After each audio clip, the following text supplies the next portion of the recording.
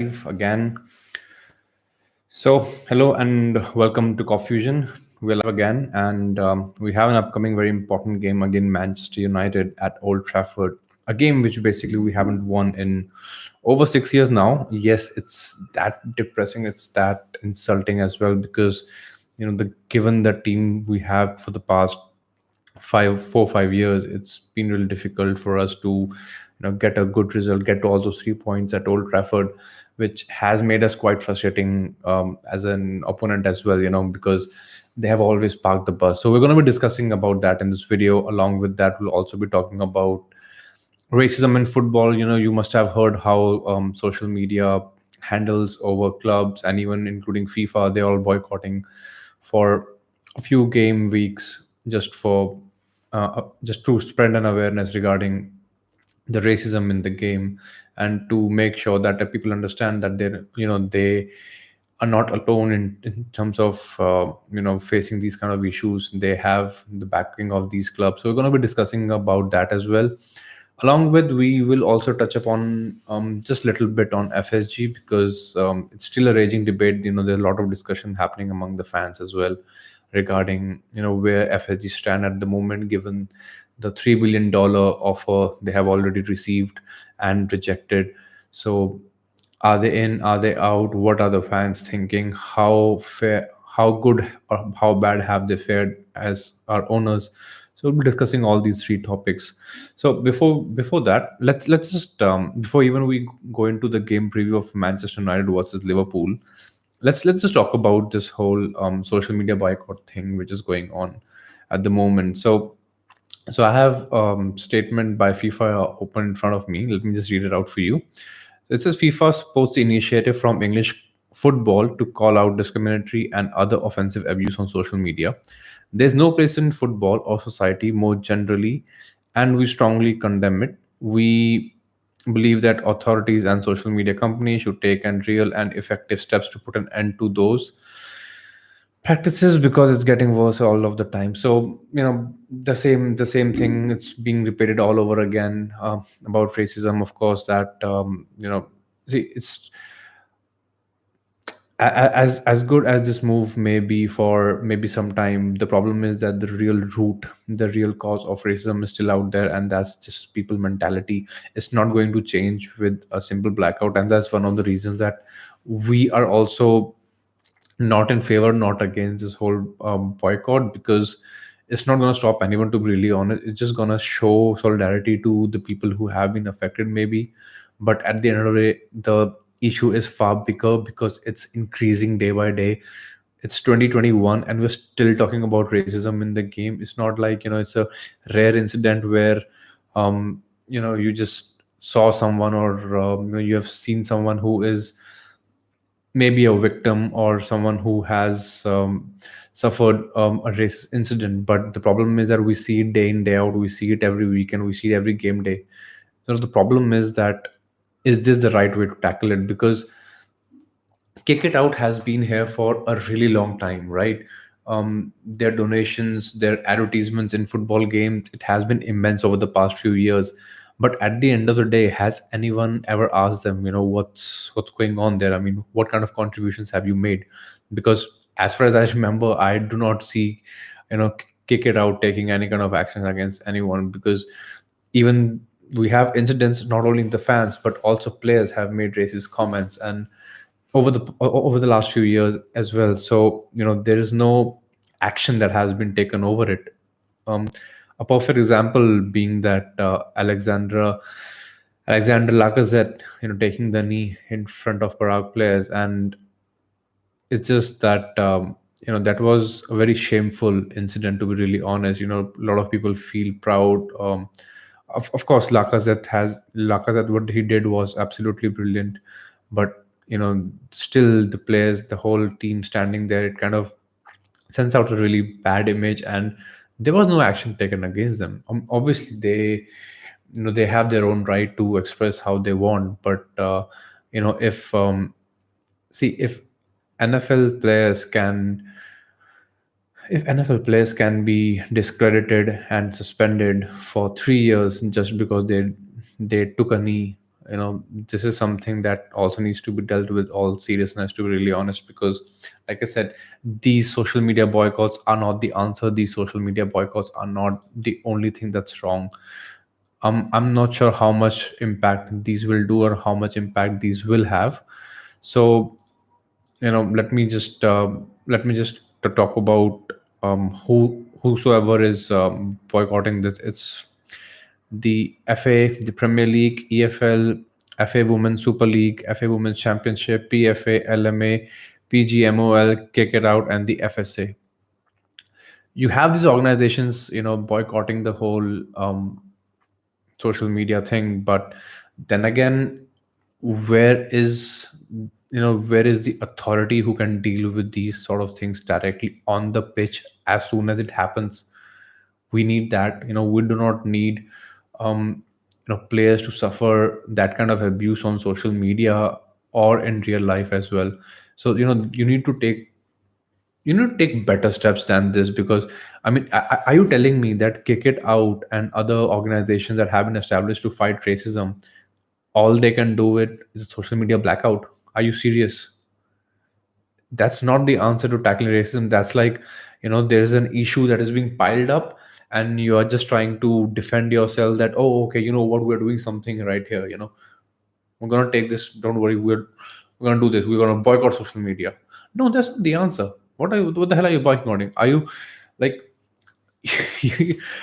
what you need is you need better social media policing, to be really honest. You don't need to boycott social media for that. You just to make a statement. I mean, you can obviously do it and you're currently doing it, but it takes more than just that. Social media boycott is it's just childish. You're just asking a child to behave, or else you'll take away his lollipop, maybe. That's just how it is. That's just how all this boycott sounds to me. So I mean, again, not that big account I have, but at the end of the day, if there's anyone who can just send this message across to FA, the Premier League, and FIFA, guys, do something better. You're so big. You are like, you have all the power you need in the industry. You have all the power you need in the sport. If you can't do it, who the hell will?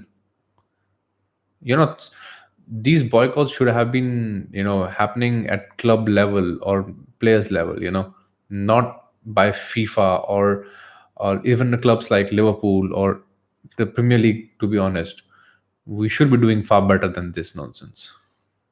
Anyways, so that's all about. That's just my 2 cents on this whole social media blackout on racism thing.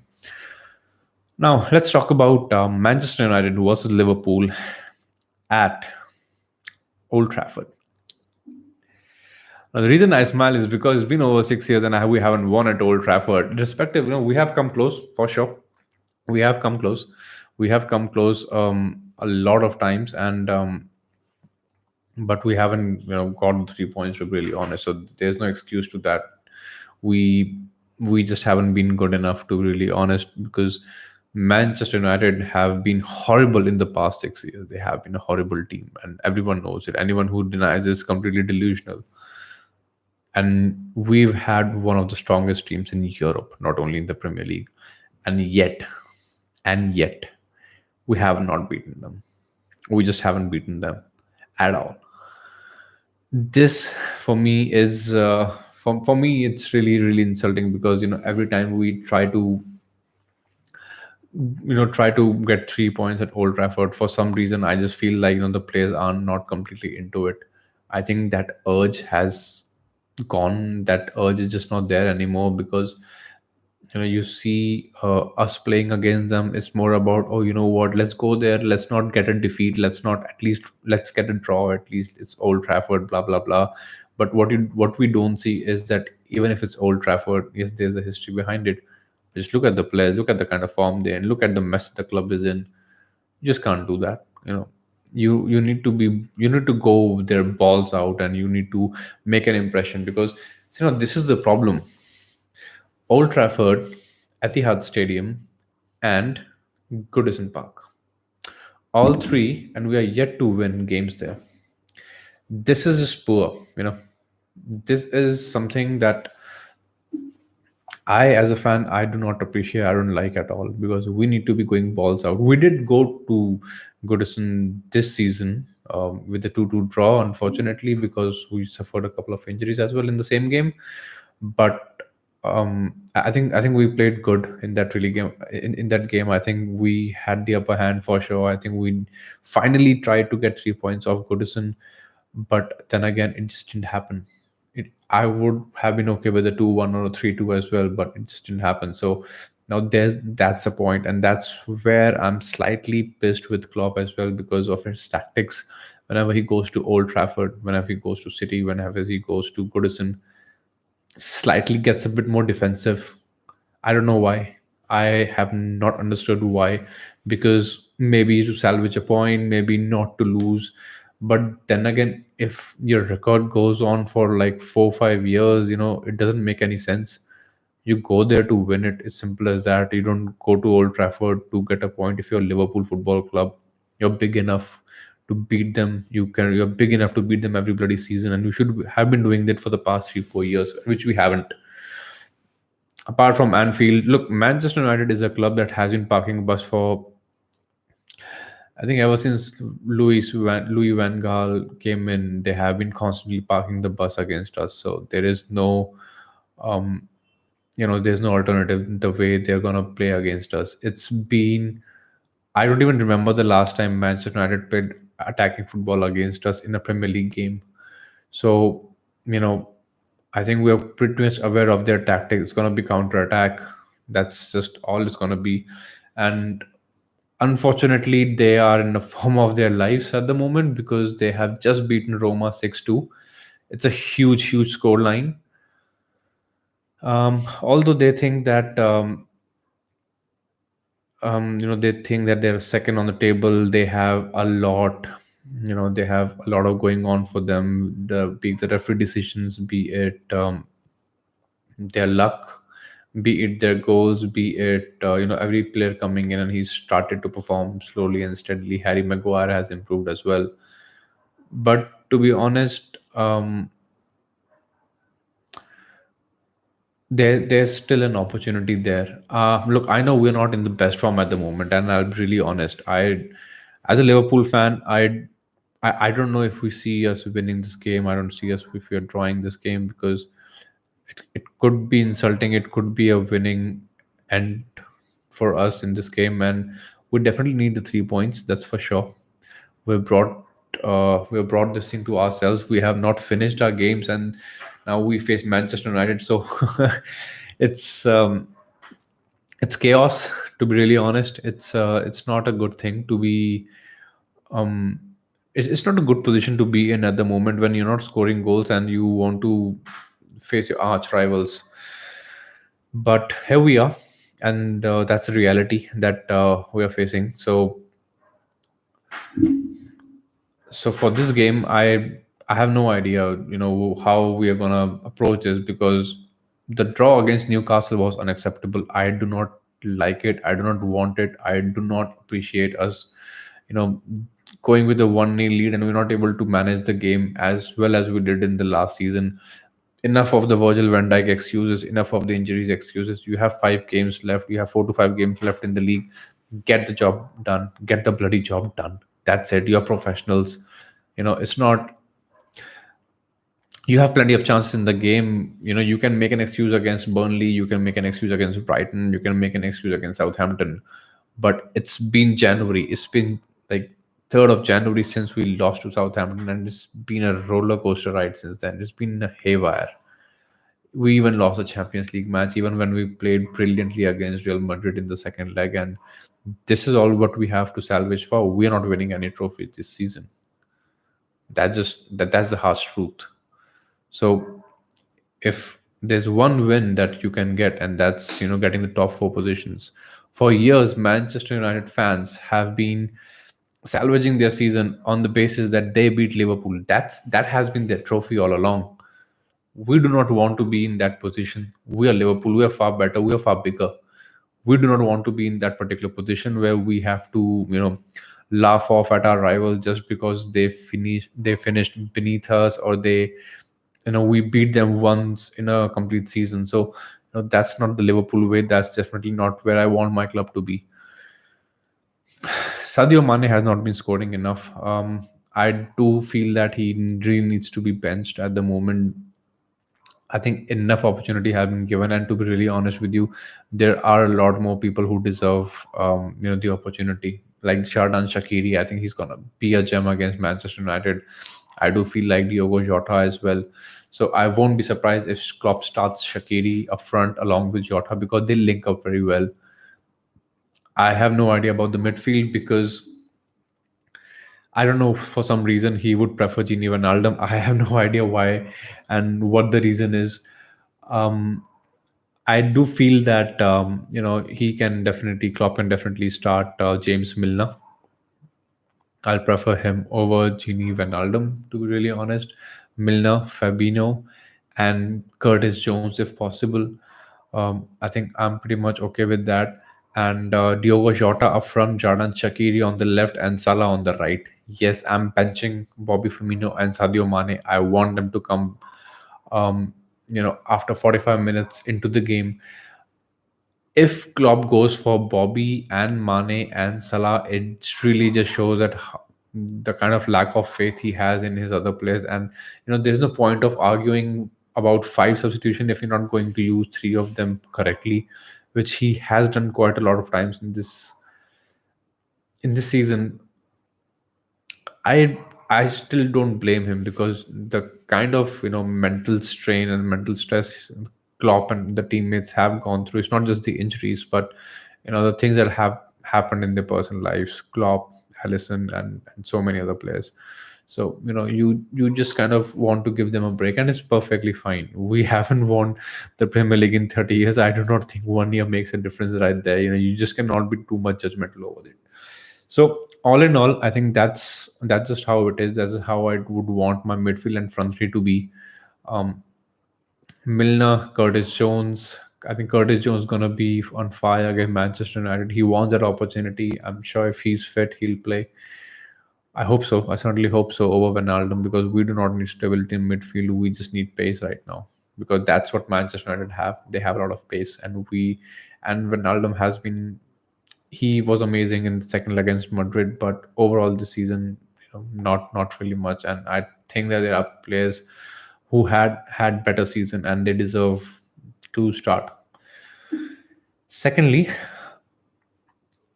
I'm not going to predict the score. There is no point predicting the score. I do not think that it's going to be a sensible decision to predict the score at the moment because it's honestly, I'll take a 1-1 for sure, but I don't mind a 2-1. I don't mind a 5-4. If you can get if you get 3 points, it's gonna be a good performance booster, and it's gonna be quite a good thing for us as well. So that's that for the game. I do expect Manchester United to play counter. I do expect them to, maybe come out a little and then go back to defense. I think that's just what they want, what they're gonna do. That's how they have been playing us for years. Um, the most interesting factor would be, will Klopp be able to break the Manchester United defense? Will he be able to tactically demolish their defense, which we can surely do, But they have they're the only one way Manchester United have been playing with us because we have played them so many times over the recent years in cup games as well. All they need to do is they have to just pass a ball across. That's it. That's all they do from the wing across, and that kind of breaks our defense. And of course, it would break our defense if you're playing Jordan Henderson, who is not a preferred center back. So obviously you'll have that issue. But all in all, I think I don't know what Ben Davis is doing, to be really honest. But all in all, I do feel like those errors, those issues can be dealt with in a better way. You don't need to have a high defensive line when there are players like Martial, Rashford, Cavani, even Greenwood. People are players in form basically, and they can counter you and they can literally break your defense anytime they want. And you do not have that kind of pace in your defense. So Try not to use Fabinho in as a center back. For God's sake, don't use him as a center back at the moment. You have Ben Davis, use him. It's perfectly fine. Just use the goddamn player. Secondly, it's good to see Mati back in training as well, but just please, for God's sake, just keep a Milner, Curtis Jones, and a Fabinho midfield. I'm more than happy with it because we need a leader, and James Milner is that leader in that team, in the starting 11 up front. I trust James Milner completely, and I would want him to start. Even if he's 37, 40, he's 45, I bloody want him to start if there's no leader on the pitch. He's a better leader than Virgil van Dijk on the pitch for me. I'm making it straight. You can just, if you want, you can just, go online, Google up the record of James Milner as captain and Virgil van Dijk as captain, and see the kind of goals that we have conceded, and see the ratio and how well we have performed under James Milner. For me, he was always a good captain and a good leader, and he always will be. He's a throughout professional. So yeah, I guess that's my idea about the game. That's basically the game preview for Manchester versus Liverpool. Now, just to sum up our conversation, our discussion, we're going to talk about a bit about FSG now, because there has been a huge discussions over FSG.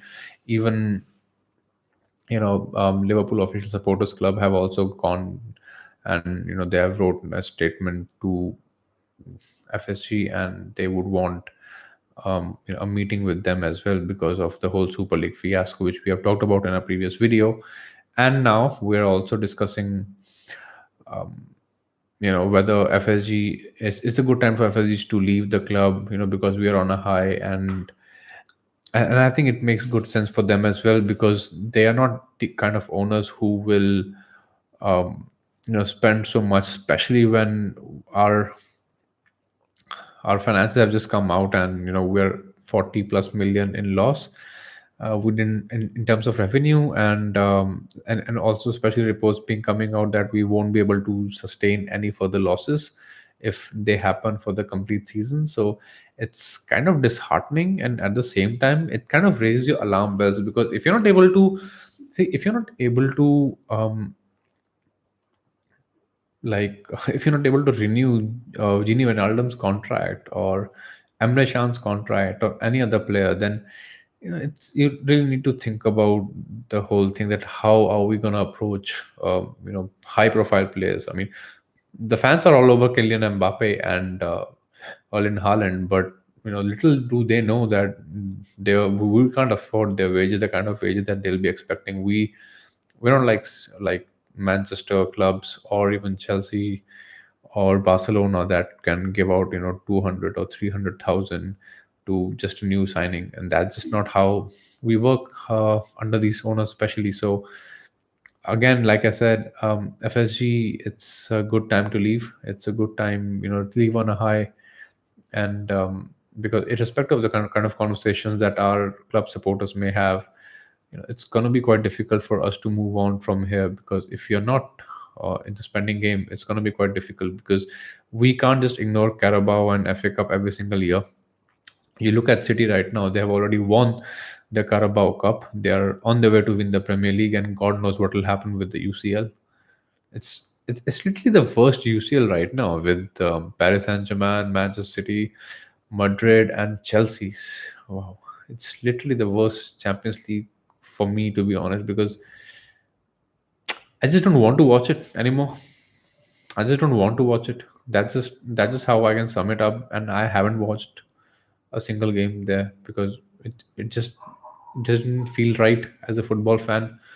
Not because Liverpool were kicked out, not because of that, but it just didn't feel right, as a football fan, given the kind of Champions League semi-finals that we've had.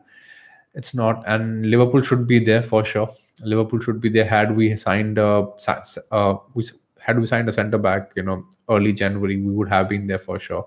Would have been a better position in the Premier League as well. Maybe second, maybe first. Who knows? We were first till Christmas. We was first till the end of December. So, you know, shit happens, I guess. So happened a lot of time for us this year, unfortunately. But that's the thing, right? Now a lot of people also, they defend FSG, that they have done so much for the club, they have brought the club We've had three last 3 years have been glorious, they have been amazing.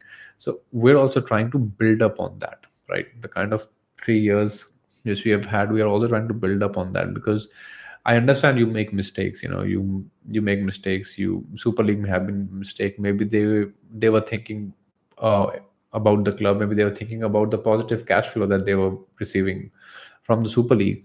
But it's not the first mistake they have made, and they have made it year on year. They have made it constantly. And the problem is that you're kind of ruining the club's reputation, and English football has lost its reputation time and again.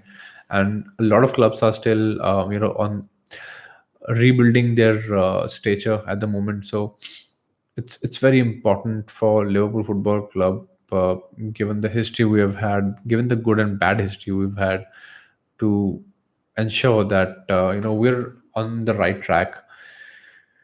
Trademarking Liverpool's name, purchasing that. You've also sold Melwood. Kirkby is definitely a good training ground for sure, but you really selling off Melwood for 50 million just to raise funds, and then you obviously have the Super League, which we can talk about as much as we want.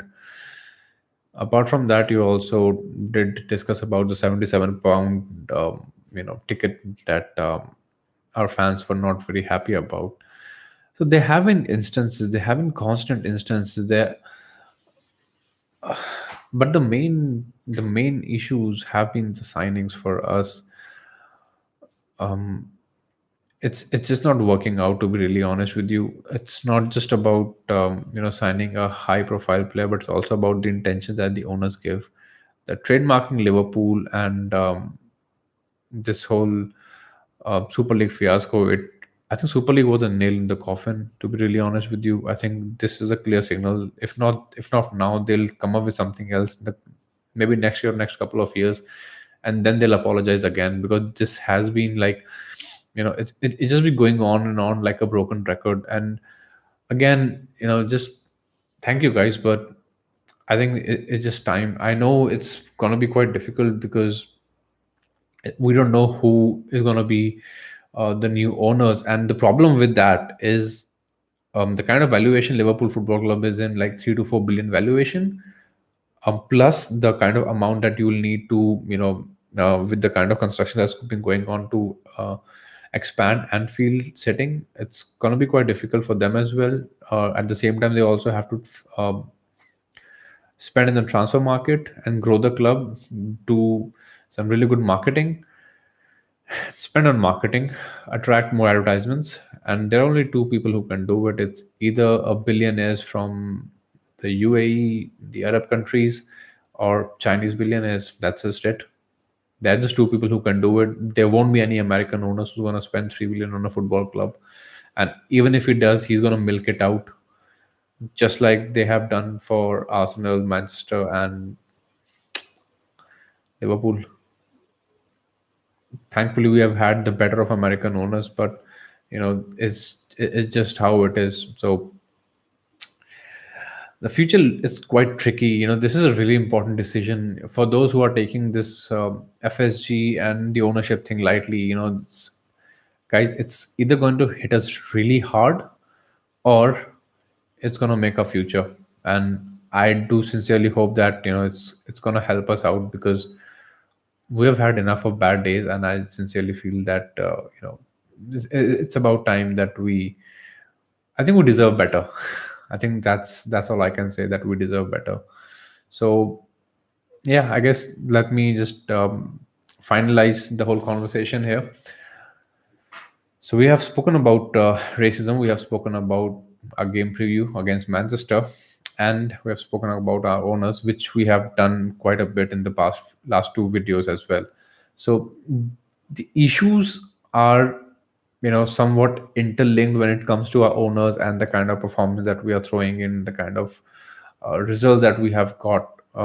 If we have proactive people behind our manager, things kind of become easier for us. We would not be in this kind of position where we literally struggle because of the absence of one defender and two poor poor late signings. You know, Michael Edward is doing as much as he can, and amazing. That guy is just amazing. But what if he gets the right backup behind him? Imagine what we can do with that. So I'll leave you with that thought. And thank you so much for being here. Thank you so much for addressing. Thank you so much for just staying up and listening to me. And I highly appreciate it, irrespective of how many you heard of it or how many of you just spent 30 minutes over on this video. Thank you so much, and I'll see you at the game. I sincerely hope we win. It's been a really long time. Thank you.